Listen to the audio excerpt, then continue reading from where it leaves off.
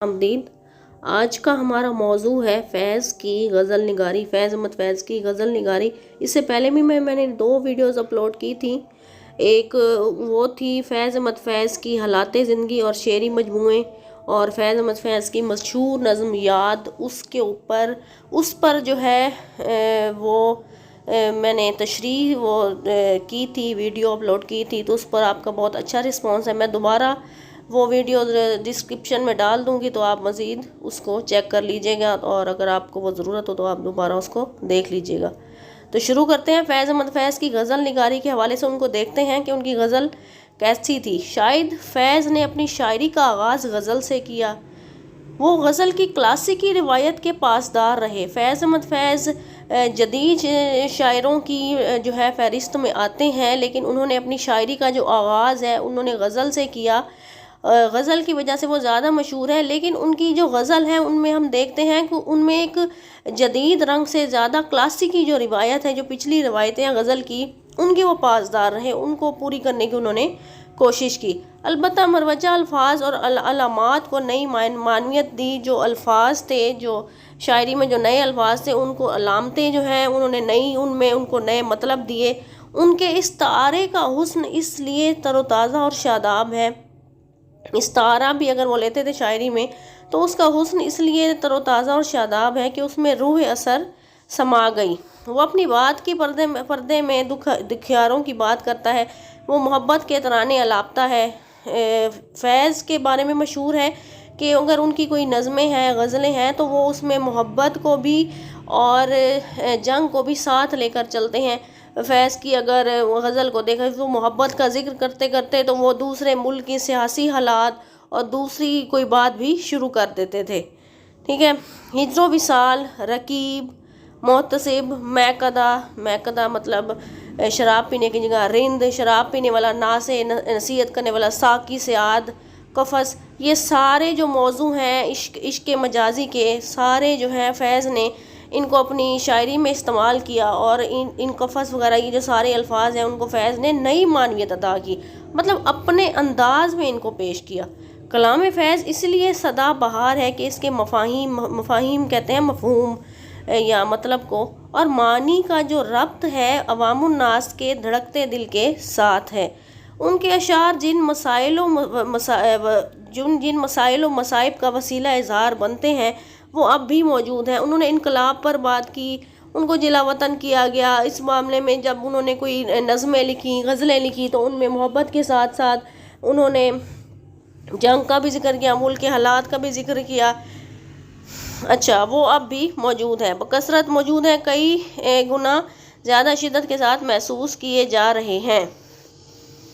जिनसी उलझन जो है फैज़ का मसला नहीं, वो समाजी शऊर बेदार करने का सारी उम्र जो है जतन करते रहे। मतलब देखें, जिनसी कुछ शायर हैं जो रोमानवी शायर हैं, जैसे अख्तर शरानी है या मजीद अमजद है, दूसरे शायर जो रोमांस पर बात करते हैं, रोमानवी शायरी करते हैं, उनमें जिनसी उलझन फैज़ में नहीं पाई जाती। वो समाजी शऊर बेदार करने का सारी उम्र जतन करते रहे। जैसे मैंने आपको पहले कहा, हुर्रियत, फ़िक्र, मुसावात, हक का बोलो बाला, इस्तेहसाल कहते हैं किसी का मजाक उड़ाना, और इस्तेहसाली कुव्वतों को शिकस्त देने का जो अज़म है, बेबसों और बेनवाओं की दस्तगीरी उनका शुआर रहा। उन्होंने कैदोबंद की सऊबतें बर्दाश्त की, तो नतक पर पैरे बैठे तो उन्होंने हर हल्का जंजीर में ज़बान रख दी। जंजीर का मादा लोहा है और ये इस्तारा है जुल्म का, मगर फैज़ की करामत है कि मूसा फ़िरौन की गोद में है। फैज़ अहमद फैज़ ने ये वाज़े किया कि बेशक हालात संगीन है मुल्क के। उन्हें रावलपिंडी साजिश केस में जो है उनको वो किया गया, उनको जेल में रखा गया। उस दौरान वो शायरी करते रहे, इनकलाब की बातें करते रहे, और काफ़ी उन्होंने बेहतरीन जो है नज़में लिखी जेल के दौरान जब वो कैद थे। तो उन्होंने ये बात की कि मूसा फ़िरौन की गोद में है, कि अगर जितने भी हालात ख़राब हैं, कि मूसा जो है मतलब ईमान जो है वो फ़िरौन की गोद में पल रहा है, लेकिन ईमान फिर भी पल रहा है।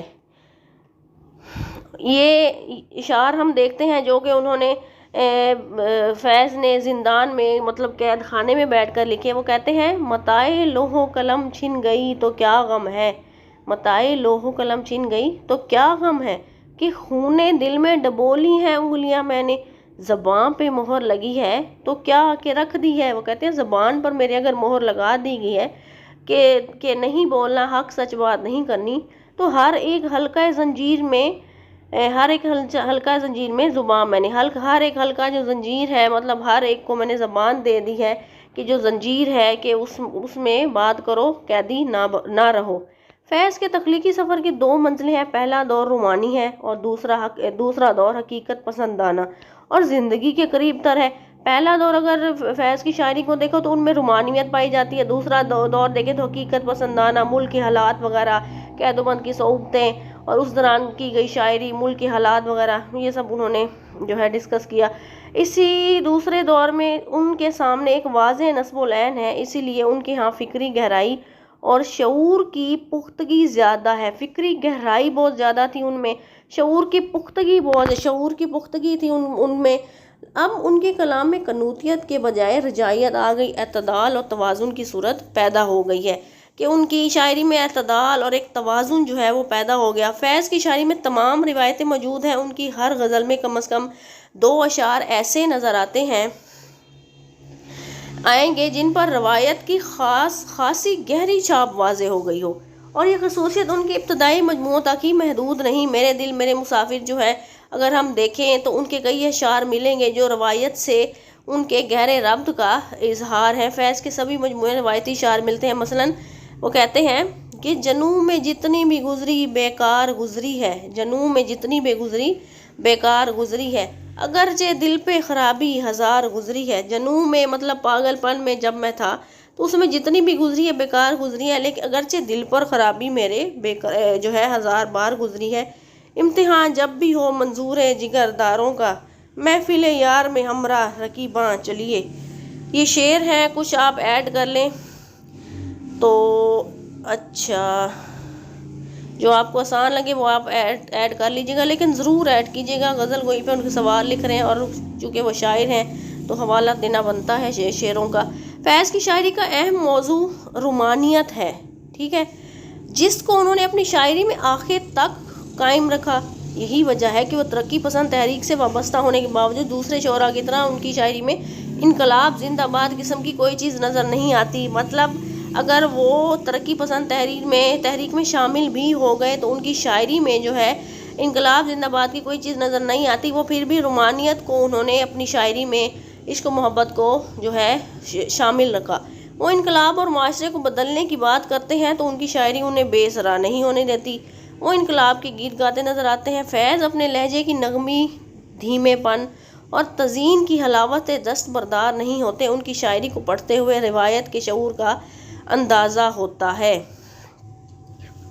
देखते हैं कि डॉक्टर गुलाम संदीलवी क्या लिखते हैं। फैज़ का असलूब कदीम उर्दू गज़ल से बहुत मुख्तलिफ नहीं, लेकिन उनके यहाँ वही जो है रवायती अंदाज़ बयान मिलता है। उन्होंने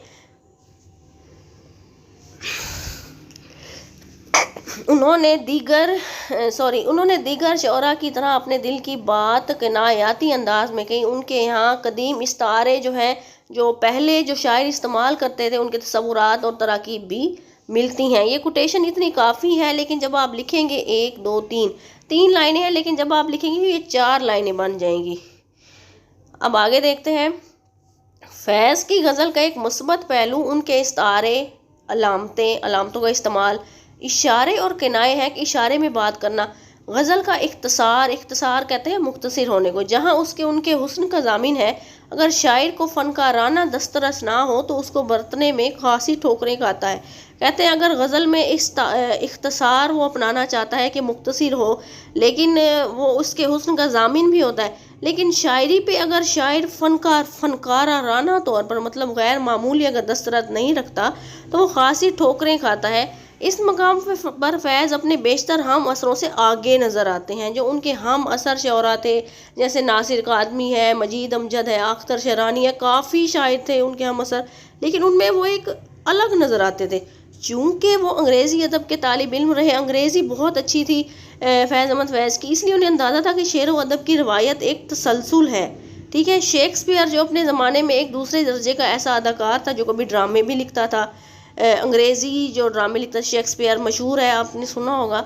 बाद में वो अंग्रेज़ी ड्रामा निगारी में हरफ़ आखिर बनकर उभरा। यही सिलसिला शेरी रवायात का है कि आदमी पहले क्लासिकियत से गुरेज करके नए जहानों की तलाश में निकलता है, कि हर शायर जो शायरी करता है वो कोशिश करता है कि वो क्लासिकियत से जो पिछले दौर के शौरा हैं उनसे गुरेज करके एक नया जहान तलाश करे, नए मतलब निकाले, नए मजमून बांधे, नए नए जो है मौजू लेके आए और अपनी शायरी जो है करता रहे। आगे देखते हैं, फैज़ की इश्किया शायरी तजर्बाती इश्किया शायरी नहीं थी, तख़य्युली है। फैज़ ने जो भी शायरी लिखी वो उनका तख़य्युल था, मतलब एक ख़याली शायरी थी, कोई तजर्बाती नहीं थी, कोई उनका असल इश्क ना था।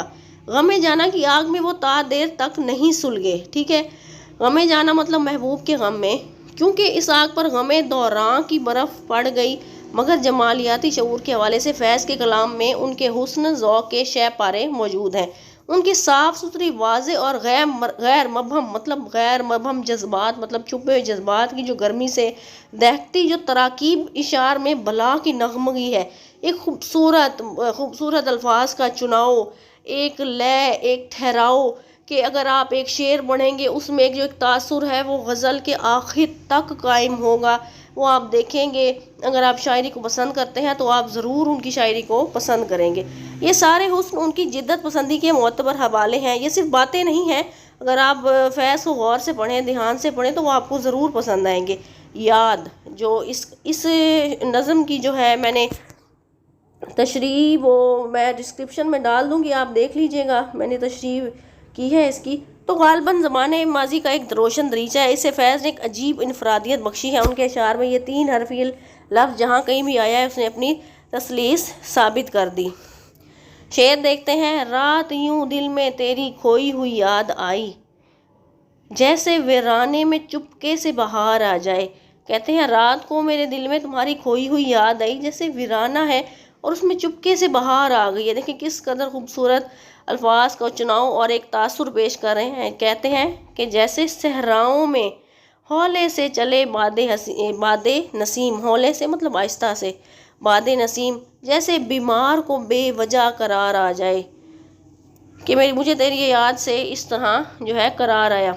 वो सुलगदी शाम, चश्मे महताब, आंचल, रुखसार, पैराहन, रंगीन, चिलमन, जुल्फ, आवारा, ख्वाबिदा आँखें, काजल की लकीर, रंगे रुखसार, हिना की तहरीर दिल और जान से अजीज़ रखते हैं, कि इन अल्फाज का इसका इस्तेमाल बहुत ज़्यादा करते थे और ये खूबसूरत लगते थे, गज़ल की जान होते हैं ये ऐसे अल्फाज। कहते हैं उनका आंचल है कि रुखसार के है पैरहन, कुछ तो है जिससे हुई जाती है चिलमन रंगीन। यही ऊपर वाले अल्फाज देखें, वही उनके इसमें आ गया। कहते हैं फैज़ उर्दू में आज़ाद नज़म के मौजूद नहीं, लेकिन इस अमर से इनकार नामुमकिन है कि उन्होंने इस सन को अपने मुनफरिद अंदाज में बरत कर उसको एक नया वकार जो है अता किया। आज़ाद नज़म उसे कहते हैं, आपको शायद पता हो लेकिन मैं दोबारा बता दूँ, आज़ाद नज़म जिसमें काफ़ी की कोई ज़्यादा पाबंदी नहीं होती और उसको वो काफ़ी बड़ी होती है कि लिखते जाए। मीरा जी और राशिद जो उर्दू नज़म के बड़े मुबल्लिग थे, लेकिन फैज़ के अंदाज में इससे सलीके से बरत नहीं सके। फैज़ ने उर्दू नज़म को जो नगमगी सुर और आइन अता किया, उसने उन्हें एक मुनफरिद आवाज़ बना दिया। फैज़ ने जिन अल्फाज को बरता है वो शायरी के लिए जो है बेहद मानूस अल्फाज थे, और यही वजह है कि कोई भी मौजू हो, शेरी तजर्बा हो या कोई भी हैयत हो, फैज़ के कलाम में कहीं भी शेरियत मजरू नहीं होती। कहते हैं फैज़ ने कोई भी मौजू पकड़ा है, उसमें शेरी तजर्बा किया है, उसको किसी भी हैयत में कहा है फैज़ के कलाम में कि अगर उन्होंने जिस भी किस्म को मौजू को पकड़ा है, जैसे भी उन्होंने शायरी की है, उन्होंने शेरियत को, जो शेर का जो हुस्न होता है, जो शेर का के असूल होते हैं, उसको कभी मजरू नहीं होने दिया, मतलब उसकी कभी ख़त्म उसको नहीं होने दिया। फैज़ की नज़म पाबंद हो या आज़ाद या मारा, सब में नगमगी, मौसीकी और बला का रब्त नज़र आता है कि रब्त काफिया बंदी खूबसूरती से एक बात को शुरू करते हैं और आखिर तक लेकर जाते हैं, और जो कारी है, जो पढ़ने वाला है, वो उसमें खो कर रह जाता है कि और उसका ध्यान कहीं नहीं जाता। फैज़ की शायरी ज़बान और इस्तारात के नए तजर्बों के इस्तेमाल के बावजूद कारी को अजनबी महसूस नहीं होती। कारी कहते हैं पढ़ने वाले को, ठीक है, जानते होंगे आप। फैज़ की जो शायरी है वो कहते हैं ज़बान और इस्तारे जो नए नए वो इस्तेमाल करते थे, नए नए तजर्बे करते शायरी में, कारी को अजनबी महसूस नहीं होते थे। उनके मज़ामीन ऐसे हैं कि आम कारी के दिल को भी मुतासिर करते हैं। वो माशरी बराबरी की बात करते हैं, मतलब मैंने आपको पहले कहा वो इनकलाब की बात करते थे, इनकलाबी शायर थे। तहरीर व तकरीर की आज़ादी की बात करते हैं, खुशहाल और सेहतमंद माशरे की बात ख्वाब देखते थे। इसी वजह से शायद उन्हें जेल की हवा खानी पड़ी। जाहिर है ऐसे मज़ामीन को बखूबी गिरफ्त में लाने के लिए शायरी में जो ज़बान इस्तेमाल होगी उसमें ख़ास किस्म का शिकवा होगा कि अगर वो मौजूदा हालात का, मौजूदा मुल्की हालात का शिकवा कर रहे हैं तो उनमें एक शिकवा, जजालत और बुलंद आहंग मिलेगा। इसलिए उनके कलाम में अक्सर ऐसे कवाफ़ी मिलते हैं जो हरूफ इल्लत पर ख़त्म होते हैं। इससे उनकी शायरी में ख़ास किस्म की नगमगी पैदा होती है, मतलब गाए जाने का, मौसीकियत पैदा होना।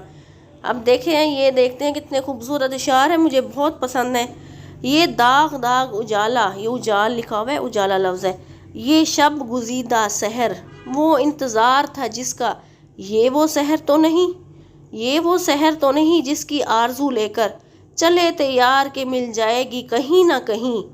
फलक की दश्त में तारों की आखिरी मंजिल, कहीं तो होगा शबे मस्त मौज का साहिल। लेकिन किस कदर खूबसूरत अल्फाज हैं और उसको लेकर चलते हैं बेहतरीन, कि एक क्लासिकियत भी नज़र आती है कि जदीद शायरी वाली ज़्यादा बात नहीं, मतलब गज़ल की रवायतों को लेकर चले, और एक खूबसूरत उनमें क्लासिकियत भी नज़र आई हमेशा फैज़ की गज़लों में। इन मिसरों में सहर को मंजिल, साहिल, चार मिसरे हरूफ इल्लत पर ख़त्म होते हैं, जिससे ख़ास सूती नगमगी पैदा होती है। नगमगी मतलब सूती, मतलब बोलने में जो है एक नगमगी पैदा होती है, जैसे गाए जाने का वो है कि इसमें एक लय है। मुख्तसर तौर पर कहा जा सकता है कि इस हकीकत के बावजूद कि फैज़ की बेशतर शायरी ऐसी हैयत में है जिसे हर्फ़ आम में गैर रस्मी जो है कहा और समझा जाता है, मगर उनकी तमाम शायरी में बहर, ज़िद और कवाफ़ी का एहतमाम मिलता है जो उर्दू शायरी की बुनियादी रिवायत है। ठीक है, एक मशहूर शेर को हम लेते हैं, गुलों में रंग भरे बादे नो बहार चले। बहुत मशहूर शेर है फैज़ अहमद फैज़ का, चले भी आओ कि गुलशन का कारोबार चले। कहते महबूब कहते हैं कि चले आओ कि तुम्हारी वजह से गुलशन का कारोबार चले, कि बागों में बहार जो है, खूबसूरती है, वो तुम्हारी वजह से आएगी। तो देखते हैं कि इस शेर में गुल रंग, बादे नो बहार, गुलशन, देखें किस कदर ये खूबसूरत अल्फाज है। बादे नो बहार, गुलशन, कारोबार, एक तरन्नुम सा पैदा हो गया कि गाए जाने की कैफियत है, जैसे ये अभी गाई जाएगी। ठीक है, यूं तो सारे अल्फाज रवायती हैं, लेकिन फैज़ ने अपने सोज़े नफ्स से इसमें तबोताब पैदा कर दिया। ये रवायती लफ्ज़ हैं, पहले शायर भी इन लफ्ज़ों को, ऐसे लफ्ज़ों को इस्तेमाल करते थे अपनी गज़लों में, लेकिन फैज़ ने इसमें ऐसी तबोताब, खूबसूरती पैदा कर दी है कि जैसे पहले मिसरे को पढ़ने से जाहिर होता है कि गुलशन में फूल तो खिले हैं लेकिन रंग से महरूम है, और बादे नो बहार है मगर हरकत से आरी, गोया गुलशन में बेहिसी और तातुल है। दूसरे मिसरे में यह तासुर बढ़ता है कि किसी के इंतज़ार में गुलशन की ही हालत हो गई है, और शायर कहता है वो आएगा तो गुलशन का कारोबार चलेगा। जैसे मैंने कहा है, पहले मैंने आपको कहा है कि गुलों में रंग भरे हैं, बहार आई है, खूबसूरती है, रंग बिरंगे फूल खिले हुए हैं, लेकिन वो इंतज़ार में है। फैज़ अहमद फैज़ कहते हैं कि चले भी आओ कि गुलशन का कारोबार चले, तुम्हारे आने से ही गुलशन का कारोबार चलेगा, गुलशन में बहार आएगी सही मायनों में।